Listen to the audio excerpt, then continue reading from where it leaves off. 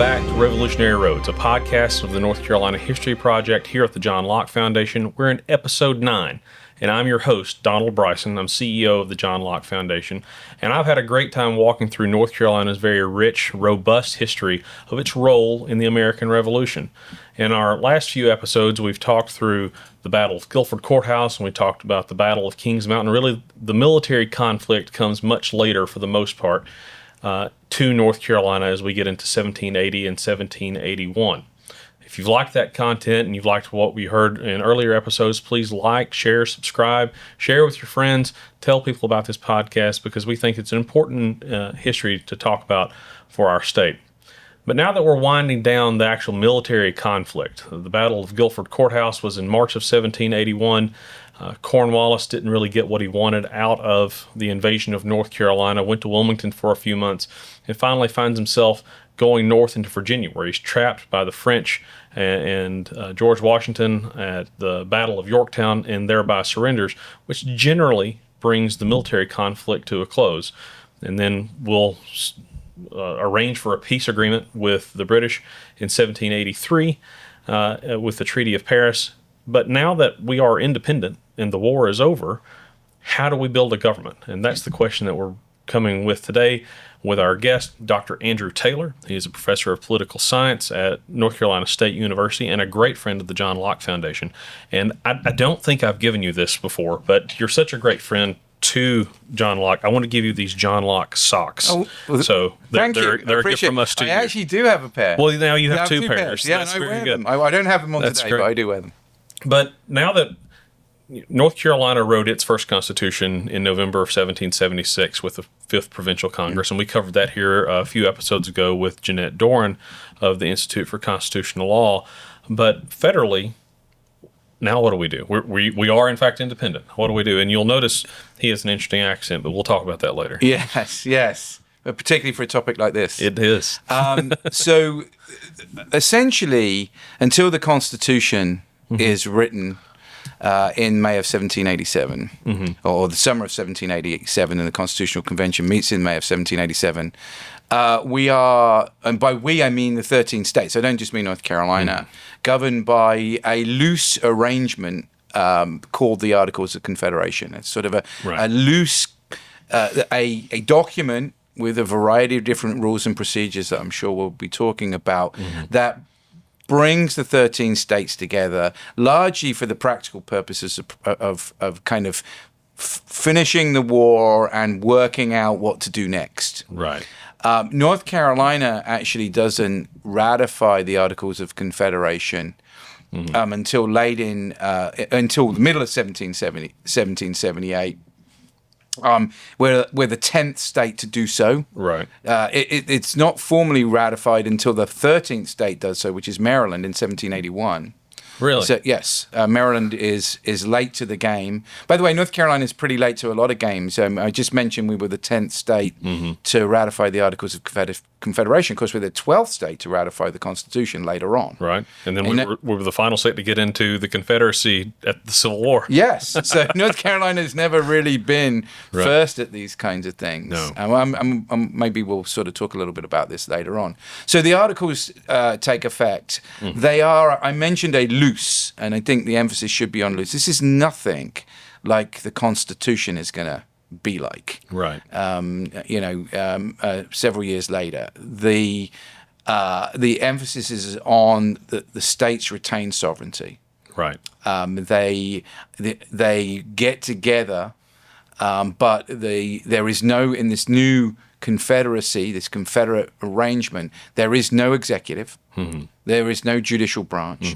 The forum is what they call a Confederate Congress, a Confederation Congress, that is a kind of debating and talking chamber as much as anything, where strategy is plotted out. And of course, the Articles of Confederation were really created for wartime, and as you mentioned in the introduction, Donald, we're getting to the end of that for all practical purposes. By the time Maryland ratifies, we are the fighting is nearly over. Right.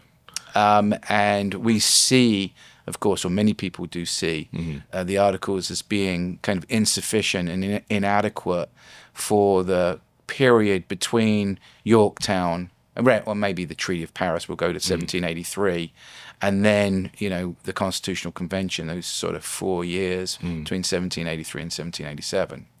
The Articles of Confederation, it's an interesting time, and I would call it a dark time in that not that it was necessarily depressing, but in that the records of what happened nationally and understanding our national history are probably diminished compared to many other parts of history, because we get to Yorktown and the Treaty of Paris, and then I think for a lot of high school and college students in the United States, the period is dark. And then, we have a Constitution that comes up a few years later. What happens in between? And that's sort of what we have. Yeah, that's interesting. I hadn't thought about it like that, but I think you're right. Yeah. So, I mean, who was the president under the Articles of Confederation?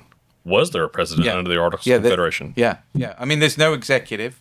Right. The states retain sovereignty. They retain the power to tax. So there's no revenue at the national level. It really is a way for them to debate matters that are obviously of importance given their proximity to one another and the fact that they are thousands of miles away from Europe. But it quickly becomes clear, at least to many people with strong federal persuasion. Right. And we'll talk about this, I'm sure, because this is going to be a big debate in North Carolina. Absolutely. That the articles are, as I said, inadequate. There is some stuff between 1783 and 1787, like the Annapolis Convention, for example, which really is the first signpost that we're going to be getting something beyond the Articles of Confederation. In fact, the delegates of the Annapolis Convention sort of say, well, we've got to meet again for the purposes of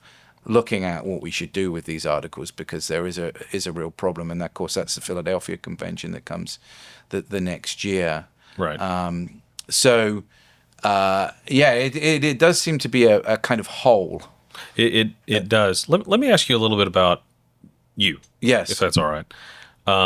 So you teach at NC State. Yeah. And my understanding is that a lot of your work and research has been on American governmental institutions. Yep. But you've got this great accent that you didn't get from anywhere in the United States. No.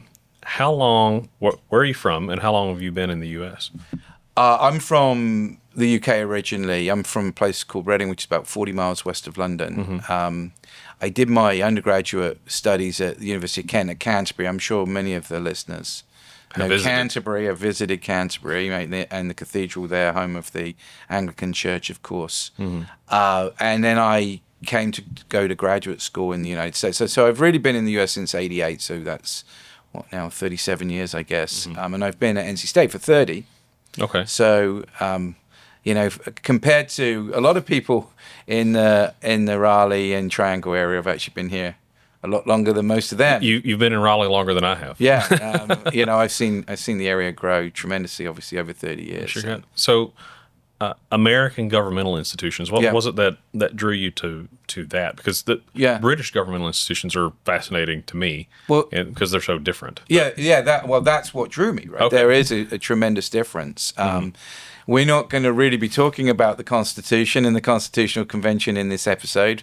I'd be happy to come back and spend a lot of time talking about the Constitution, because obviously that's the document that established our federal government. Mm-hmm. It didn't come up with the idea of separation of powers and checks and balances, which is the key features, of course, of our federal government, because many of those were in operation in the states, and the ideas were those of others, including going back to John Locke, and funnily enough, who talked about separation of powers, but particularly Montesquieu, who was a tremendous influence on our founders as well in regards to this particular issue.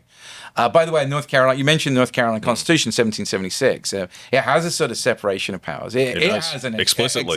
It has an executive and a legislative branch. By the way, basically, as is the case in North Carolina today, it was a situation of legislative supremacy. It is, and it is the case today. We had an executive, we had a governor, 1 year term, by the way, back then.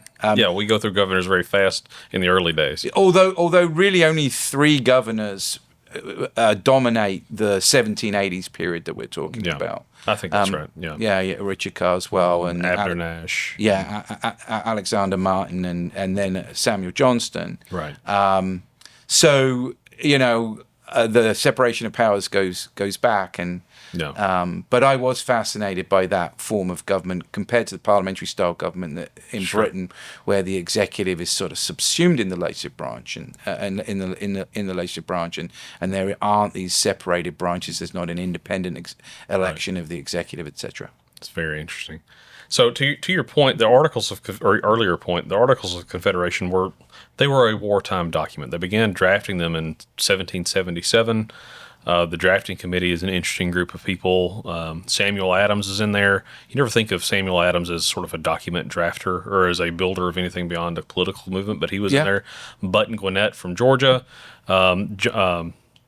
Joseph Hughes from North Carolina, who was actually instrumental in building the United States Navy. It's an interesting group that they put together, but they come out with this Articles of Confederation, and it's a list of just articles to its name. But Article 1 is the style of this Confederacy shall be the United States of America. Article 2, each state retains its sovereignty, freedom, and independence in every power, jurisdiction, and right, which is not by this Confederation expressly delegated to the United States in Congress assembled. I'm not going to go down through all those, but I think those two are important for two different reasons. The first is they come up with the name United States of America. That's where they first name it. The second, in Article 1, they use the term Confederacy, and I think that a lot of people who maybe don't dig into history too deeply would be surprised that the term Confederacy did not begin with the Confederate States of America. That's an old term. Yes. A very old term, going back to the days of Greece, right? What is a confederacy as opposed to what we have now? It's a looser collection. Okay. I think, the first two articles you just read out describe that nicely. It's a looser collection of sovereign autonomous entities who, for the purposes of something or other, decide to cooperate with one another to deliver that objective. Right. As you said, really, essentially winning the war, but that's done pretty quickly under the Articles, and perhaps not really because of the Articles in the end. But that's as opposed to the Union, which is, of course, established with the Constitution. That is something very different. And it is interesting because you mentioned that that's where the term United States of America comes from, the Articles, but it really doesn't create the United States in the way that we understand it, in the way, of course, that the Constitution does. That's right. That's orders of magnitude and qualitatively different kind of relationship between the states than the one established by the Articles of Confederation. No, that's absolutely true. But they do establish the name early on. When you think about that, the document was passed by the Second Continental Congress in 1777. That was the name they latched onto very early. But then Article 2, each state retains its sovereignty, freedom, and independence in every power, jurisdiction, and right, which is not by this Confederation expressly delegated to the United States in Congress assembled. And that all sounds lovely and nice, particularly people who are fans of the 10th Amendment to the current United States Constitution, who believe in states' rights and smaller, more localized government. But this also sounds more like an agreement between people who've decided to live together and not get married. Yeah. Right? Yeah. That we're going to be together in this, but you're completely sovereign to make the decisions you want unless we agree otherwise. Yeah. Yeah. Right? Yeah. And by the way, in the Congress, the rules of the Congress itself, the decision-making rules reflect that great autonomy and the rights of individual states. So there are all sorts of procedures that make coming to a decision very difficult. Right. So there's supermajority rules. There is, for example, no previous question motion. I mean, I'm sure some of the listeners know what previous question, if they've ever been on Robert's rules. Robert's rules, so that where a majority can call the question to a close and put the matter to a final dispositive vote. There's none of that. Wow. So that's difficult to actually get votes. As I said, supermajorities needed. Bills or legislative measures were not privileged. So that means you often had to create majorities just to go to the next stage of the process, or keep a debate on a matter going, not just to pass legislation. You need a supermajority to do that, but just to keep actual debate going. There was no real agenda-setting procedure, so there was the committees. To the extent they had committees, they were kind of ad hoc, but they didn't have any agenda-setting power. So it was a very freewheeling, disorganized, you might say, unstructured decision-making body. And you layer that on the fact that each individual state clearly retained its own sovereignty. It wasn't a very efficient institution, and it was unwieldy. And of course, this is the kind of stuff that leads people later on, not many years after the Treaty of Paris, to suggest it should not just be revised. And of course, at the Constitutional Convention, it was completely replaced. Right. Entirely replaced. And you can understand as a war document, it makes some sense. We're a loose confederation that are throwing together regular troops and militia to somehow win this military conflict. But since we've not been officially recognized by most nations in the world, we don't actually have our own currency. We don't really have any sort of system of taxation. We don't have any sort of system of transportation. We don't know how to regulate trade yet. And so that's the document that you come up with, where you have a confederated government that is supposed to protect in national defense. That is stated very clearly and explicitly, but the government also has no power of taxation. It has no power to regulate trade. It can do very little to regulate the states, and it's very difficult to get anything through the Congress because, to your point, it's difficult to go through the rules. And basically, unless everybody has agreed on something beforehand, you're not really going to get it through the article or under the Articles of Confederation, right? And each state had one vote as well. So, that's regardless of population. Right. And obviously there was tremendous variance in the sizes of the states by population, but each state had one vote. They may have many delegates who went to the Congress, but they only had one vote. And if your delegation was pretty large, sometimes it was difficult for them to agree on how to cast the state's vote. Right. So can you briefly describe the government as you understand it under the Articles of Confederation? You've already mentioned there's no executive. There is a legislative assembly. Yeah. That consists of, 13 members? Yeah, basically. Well, they're more, but more human beings, more individuals, but essentially 13 votes. Yes. 13. So they have to come together. The members of the states have to come together, and their vote together counts as one vote within the assembly. Yes. I mean, they can decide how to cast it. Right. As you might imagine, there was kind of chronic absenteeism because there were, if you were part of a large delegation and you might have had business at home that really required your attention, you would say, well, look, I mean, I'm one of 7. I think the largest delegations were around 7 or 8, but I'm one of 7. I don't have much sway here. Those other guys can look after it. I don't really see this as being a good investment of my time. Right. And so often, delegates would not go to meetings, and given also, of course, the difficulties in travel and what have you. Right. So I mean, it wasn't really built for effective decision making. No, to put it that way. And I would argue that our current Constitution is built so that decision making is supposed to be slower. Yes, absolutely. But this sounds like it was built so that decision making was almost non-existent. Yeah, well, particularly given the rules within what is the legislative body of the Confederacy under the Articles of Confederation. Right. The rules were arcane and designed to protect the rights of individual states rather than allow for affirmative action for majorities to get things done that they wanted to be done. over the objections of minorities. That's interesting. And then the members of the legislative branch were voted on every year instead of course, now we have the House of Representatives is every 2 years. Well, the state government's different, but Yeah. the U.S. House of Representatives every 2 years, presidents every 4 years, Senate's every 6 years. Yeah. But this is every year, the first Monday of November. Yeah, funnily enough, annual legislatures, wouldn't call them annual parliaments, that was nearly a British slip of the tongue there.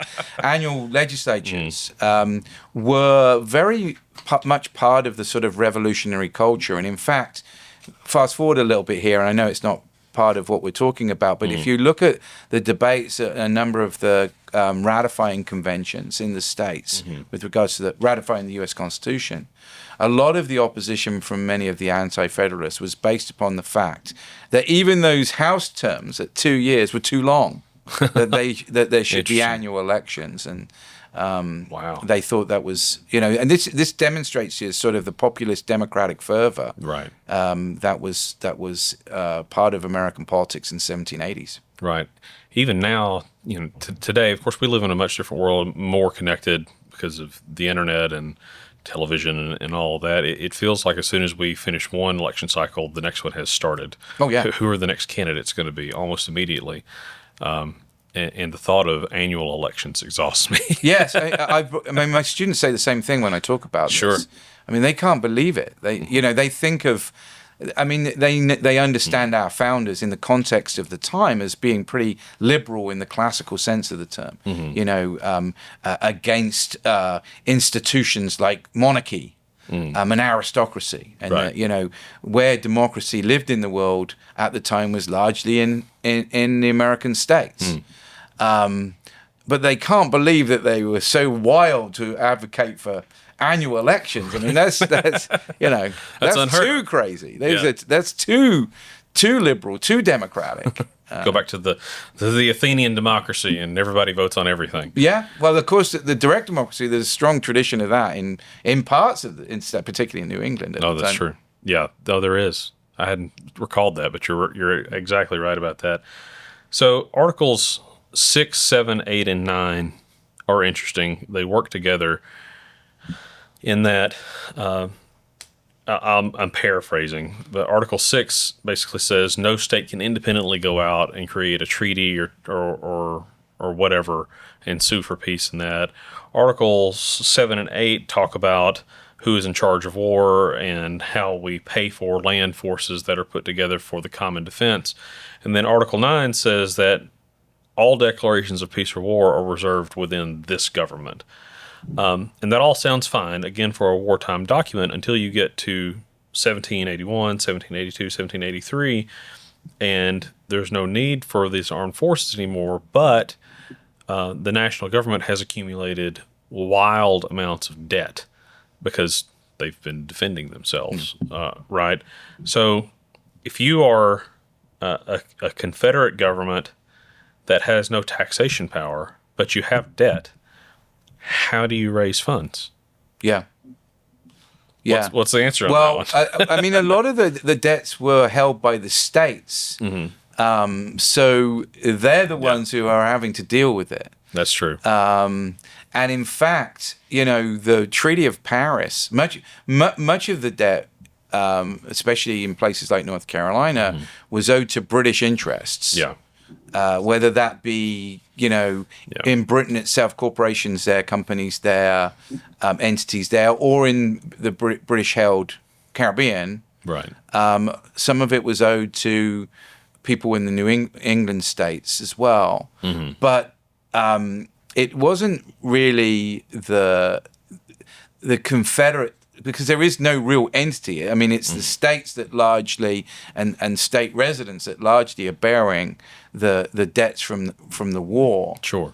And the Treaty of Paris in 1783 actually, sort of reinforces that point. And the British relinquish any real sort of ownership, or any ownership, or any attempt to consider the now 13 state satellites of the British Empire. But one thing that they do get is some kind of guarantee or confidence in that these debts that are owed to a lot of creditors, but a lot of them are owed to British interests, are going to get repaid. Yeah.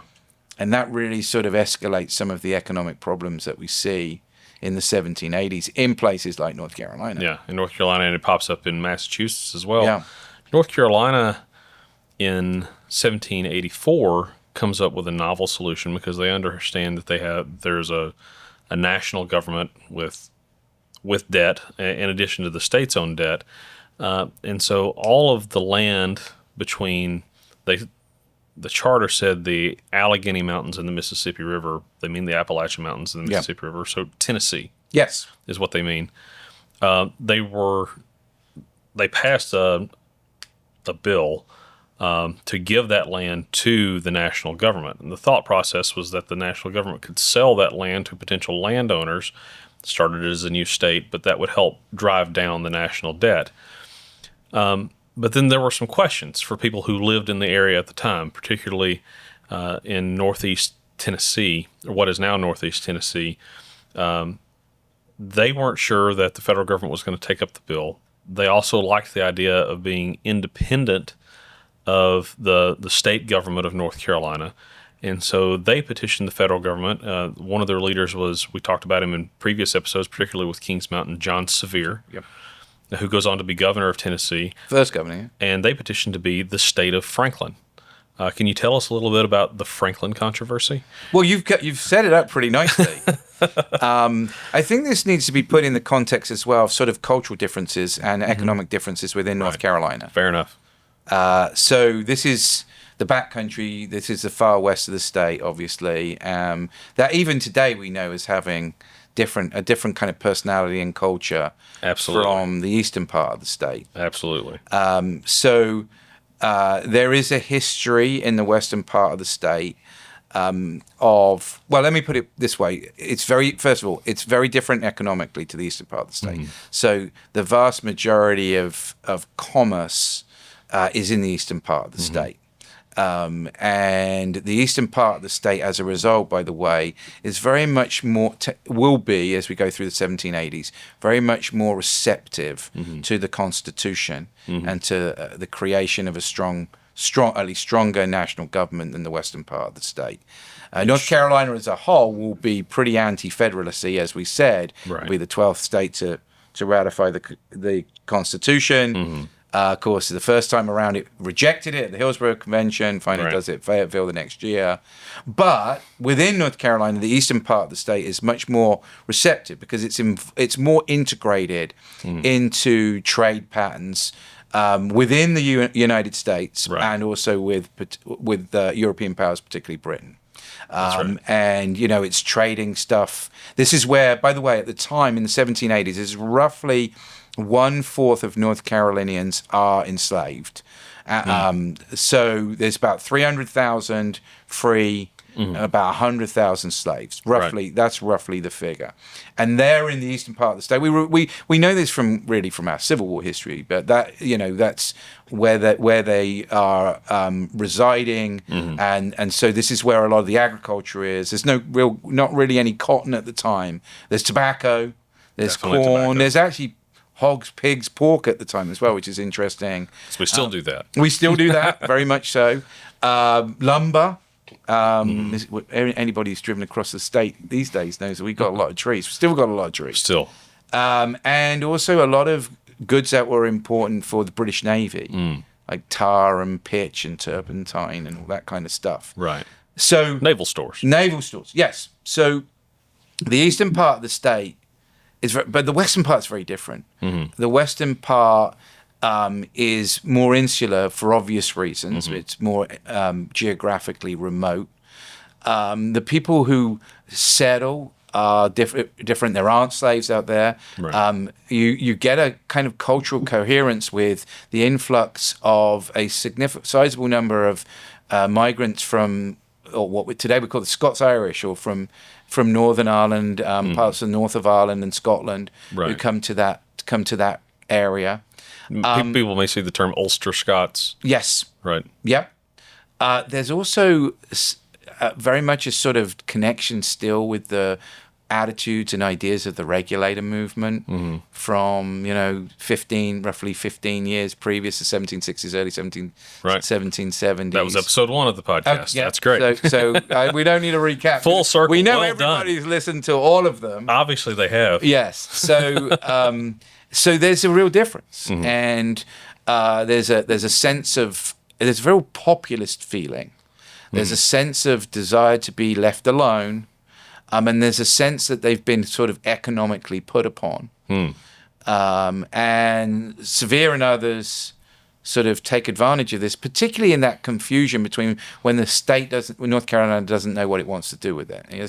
They all feel like orphans, not cared about. Right. And you have this effort. Well, they call themselves the state of Franklin. They do. And although never recognized, this really goes on right until the Constitutional Convention, even a little bit past then. I think the name itself, we don't talk about this much when you read about the state of Franklin controversy.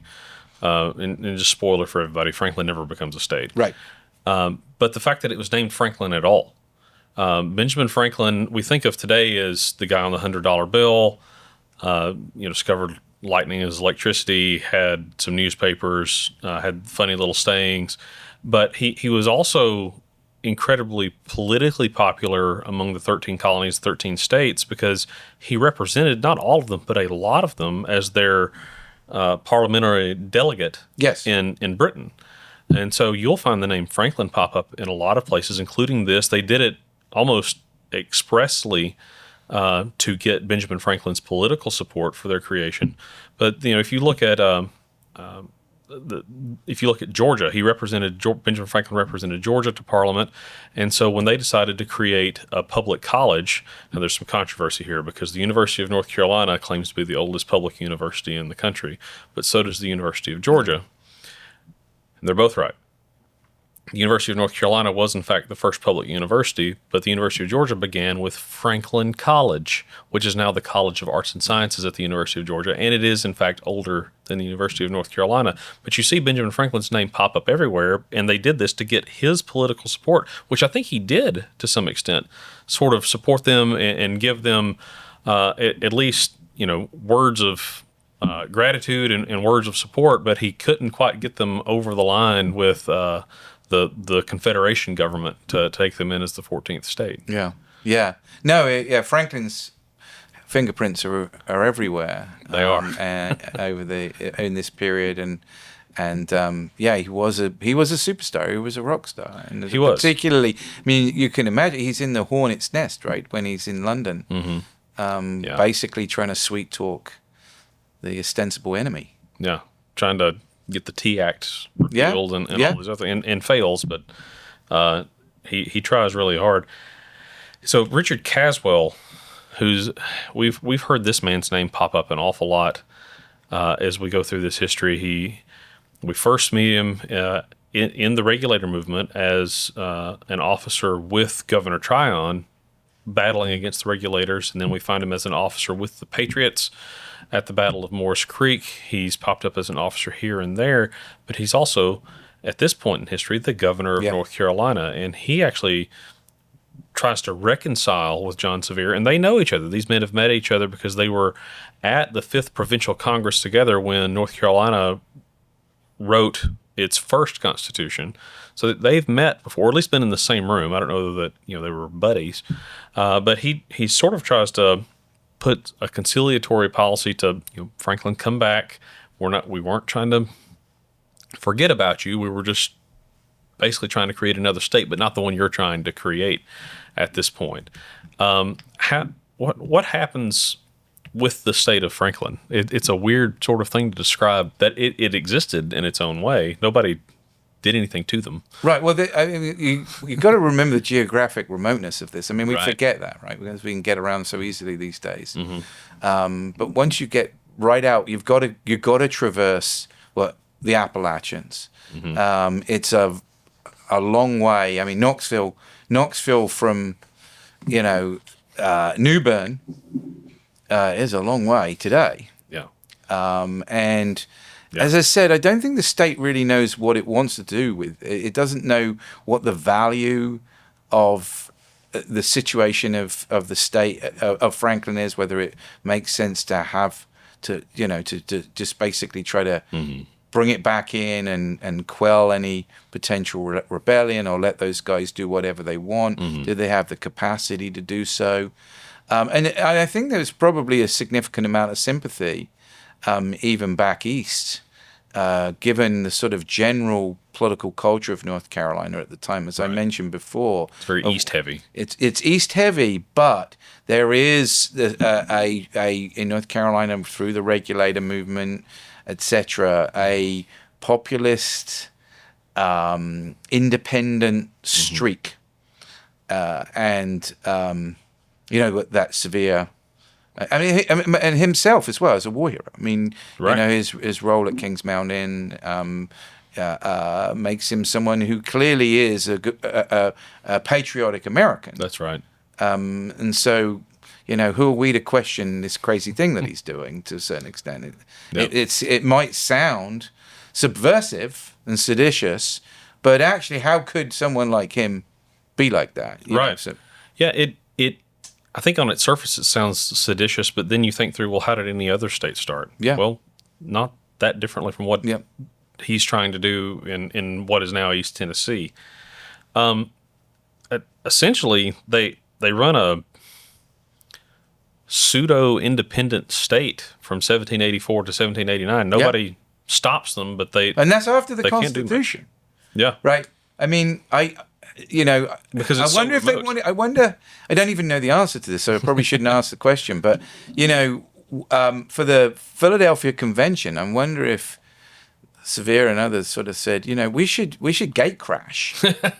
That's a great question. I haven't even thought about that. They obviously didn't have, because they weren't recognized. They weren't issued an invitation to send a delegate or delegates. Right. But get someone up to Philadelphia and knock on the door and say, look, we want in on this. No, I've never thought about that. That is a really great point. And Annapolis as well, before in 1786. We should gate crash the Philadelphia Convention. Yeah. Heck, I'd like to gate crash the Philadelphia Convention. That'd be interesting. Go back in a time machine. Yeah. Yeah. But for different reasons than any potential delegates from the state of Franklin, probably. So just to see what's going on. Yeah. We've hinted around at what we view as functional problems with the Articles of Confederation and the Congress that it created versus the current United States Constitution. And the next episode of the podcast gets to the ratification of that Constitution by North Carolina. But if you could get to what do you think were the weaknesses of the Articles of Confederation? And then we'll get into maybe some specifics on that. How did it affect Well, obviously, I think there was a sense that there needed to be greater coherence and centralization by a lot of people than what was provided by the Articles. That many people weren't quite sure, perhaps, what the final relationship between the states and any federal or national government should be precisely. Right. But there should be more of a centralized power, right, than there was currently. And we've just mentioned the state of Franklin. There were a number of states that were struggling to maintain order and to be able to maintain stable governance. Perhaps the incident that really pushes a lot of delegates. They're already sort of selected, almost as they're thinking about packing their bags to Philadelphia. Over the edge is Shays' rebellion in Massachusetts. But Shays' rebellion is a microcosm of things that are occurring across the country and including in North Carolina. Right, because there's basically an economic depression. Yes, and this was a class of farmers, debtors, who were being crushed economically and wanted policymakers to provide them, in this case the Massachusetts state government, to provide some kind of reprieve. And in North Carolina, you mentioned the debts that were being that many individual North Carolinians and the state held. This was a problem more so in North Carolina. Right. There were efforts by the government in North Carolina to address these things. So again, sort of in line with North Carolina's position, closer to what we would recognize as a sort of states' rights anti-federalist end, rather than a central government federalist end, despite the connections and the support for ideas of federalism in the East. Loyalist property, the property of loyalists, was often seized as a way of sort of trying to, maybe sometimes more lashing out politically, but as a way of trying to address economic problems. There was paper currency. You mentioned currency earlier on. There was paper currency issued, and inevitably it wasn't worth very much. It increased inflation. But there was a national currency. Yes. That's what, but states could also have their own currency if they wanted to as well, which further confused the situation. Right, but and created a lack of confidence in whatever currency was being issued. But that was not bad for debtors. Yeah. Because by increasing inflation in prices, it made the relative cost of debt lower. Right. So there were these efforts, but the politics of the time in the state of the 1780s is fraught, and really the great division is on these sort of occupational and class lines having to do with debt and credit, the nature of the farming that you do. Do you trade, or do you sort of have a small farm? Right. And of course, that also affects your politics, because it makes you suspicious of governmental power and centralized power, or it makes you wanting it to provide greater coordination, and also national defense, and a more sort of coordinated foreign policy, particularly with regards to trade. Right. People may not realize, because we don't have as much of an agrarian society as we used to have, but to be a farmer by trade is to be in debt by trade.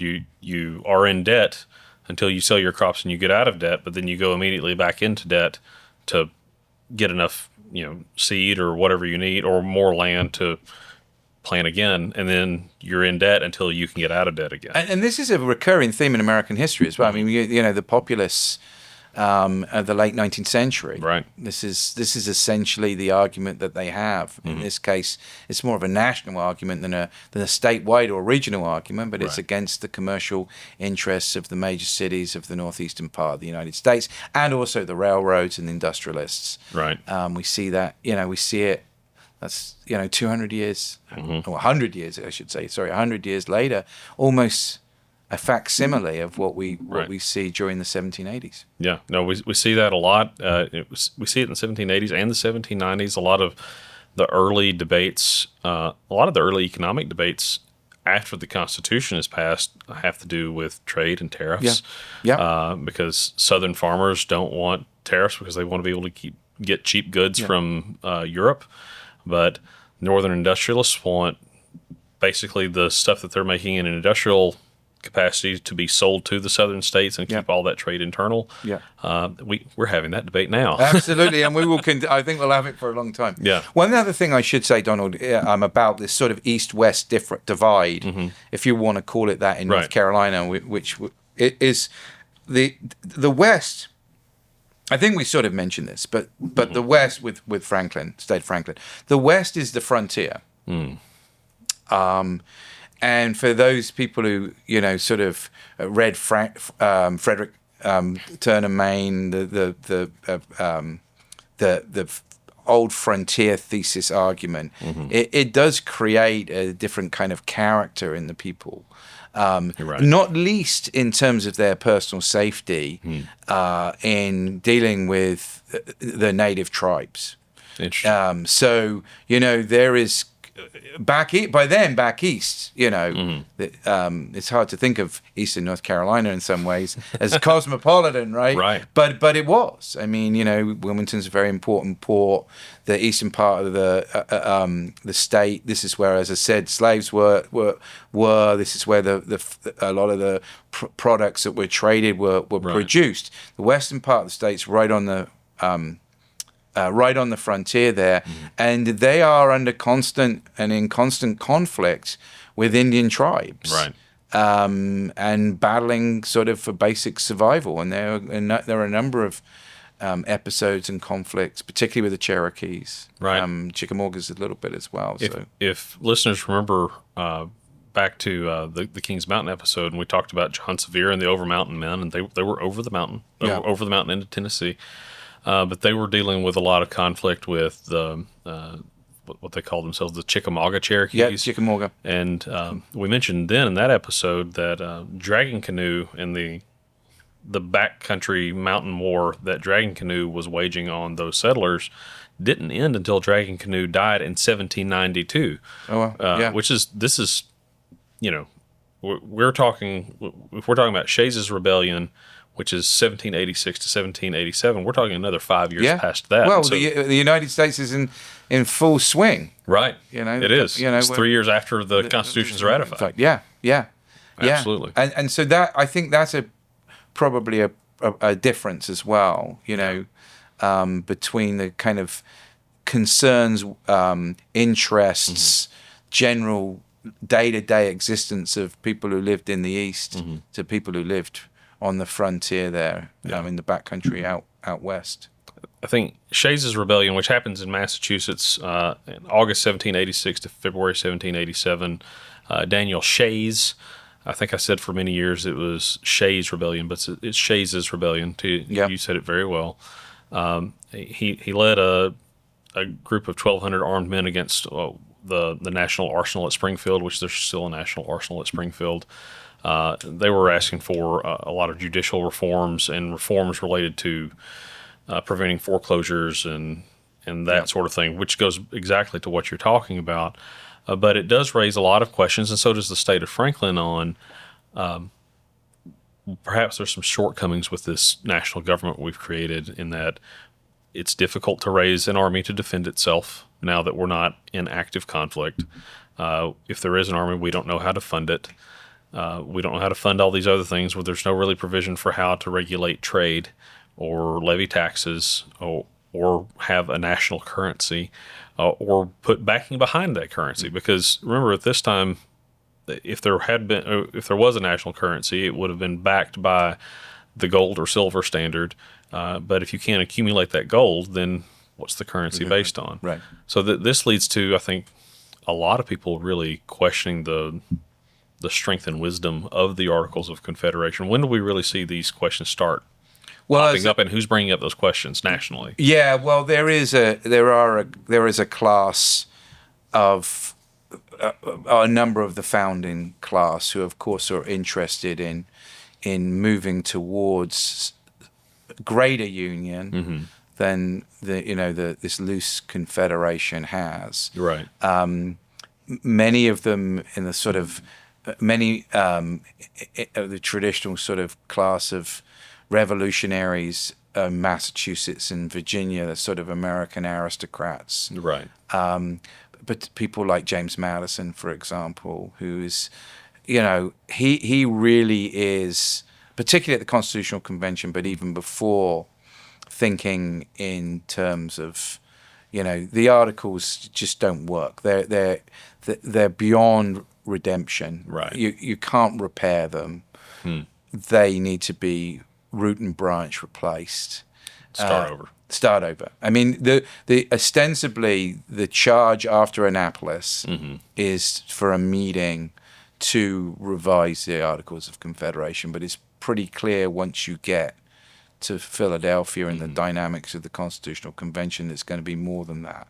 That's in some ways they got ahead of their skis. Because the ratifying conventions, we mentioned North Carolina, and I know you're going to do the last episode on this, but a lot of the it's not just North Carolina, it's a lot of and some of the biggest states particularly in Virginia, Massachusetts, and New York, not so much Pennsylvania. But those three, it's not clear that this thing's going to get ratified. But I think you really see it in 1785, 1786. But Shays' rebellion brings it home to a lot of people because their real concern is with stability and law and order. Right. And there's a sense that, the state governments can't do it on their own. You would have these contagions across state lines. You need greater coordination to maintain stability, order, help the economy. Right. And increasingly, there are people who are sharing the sort of Madisonian view that we need to scrub these articles and move on. Yeah. In North Carolina, you start hearing from a few louder voices like Hugh Williamson is a name that comes up of Edenton, North Carolina, but also from Edenton is a young man at that time named James Iredell. Yeah. And he becomes a very outspoken voice on the Federalist side, doesn't go to the Philadelphia Convention, but he is outspoken at the Hillsborough Convention and the Fayetteville Convention. But James Iredell, just so everybody knows, he's a native of Edenton, North Carolina, but he goes on to be one of the first Supreme Court justices, the federal Supreme Court justice, which is an interesting little feather in the hat for North Carolina. You've mentioned the Annapolis Convention a few times, and I think people are familiar with the Philadelphia Convention where the Constitution is inevitably written.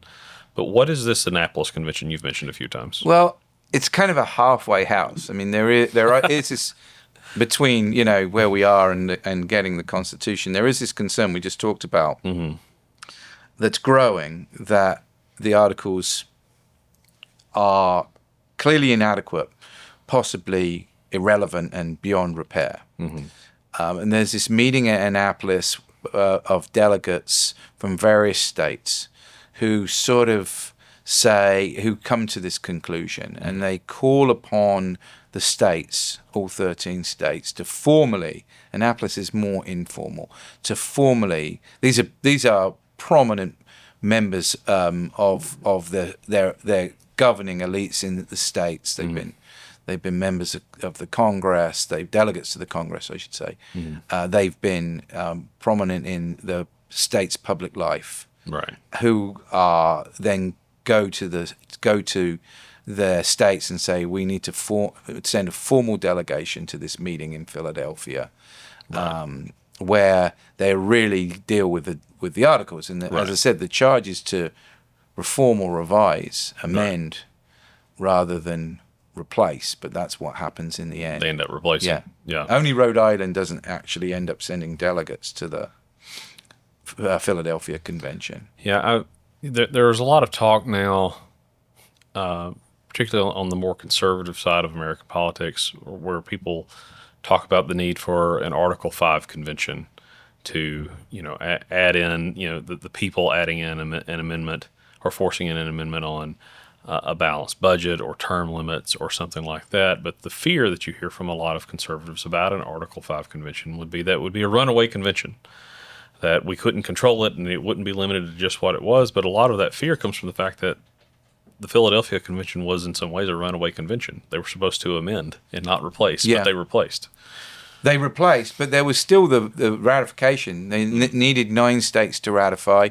I mentioned earlier we were 12. So there's actually a period in North Carolina history for about a year when we are in this sort of provisional state. We're like on probation or whatever. We're not part of the United States because we haven't ratified the Constitution. But the United States exists. There are at least 9, and then there goes to be 10 or 11 states who are signed on and in, and North Carolina's kind of waiting there. I guess it's inevitable in the end, once we get to the Fayetteville Convention, that there's going to be the ratification. But the runaway analogy is fairly apt, I think. Yeah, I mean, as I said, the charge is more explicitly to revise the articles rather than replace.